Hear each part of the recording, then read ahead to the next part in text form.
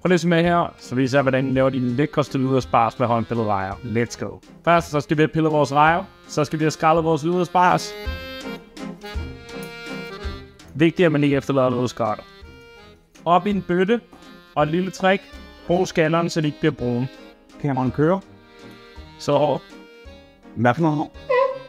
nu skal vi lave vores hollandaise. Her skal vi have klaret noget smør. Nu er smøren smeltet, så hælder vi det fra vallen. Nu pisker vi vores æggeblommer lidt i et vandbad. Jeg tilføjer lidt hvidvinsedike.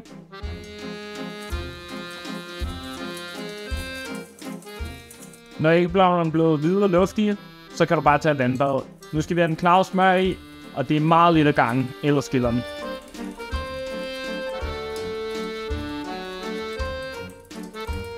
Nu skal den bare smages til med salt og citron.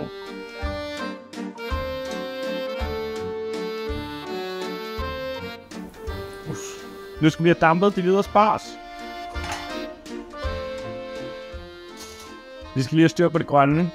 Og et godt trick til at hakke purløg, det er et stykke vogt køkkenrulle. Hak din purløg ind, så løber det ingen vegne.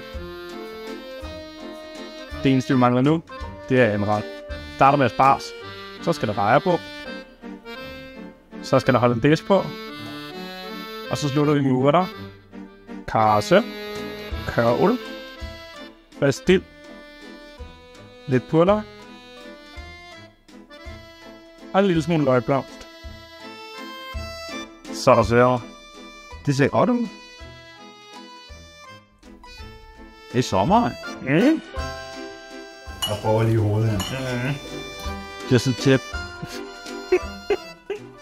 I skrider godt.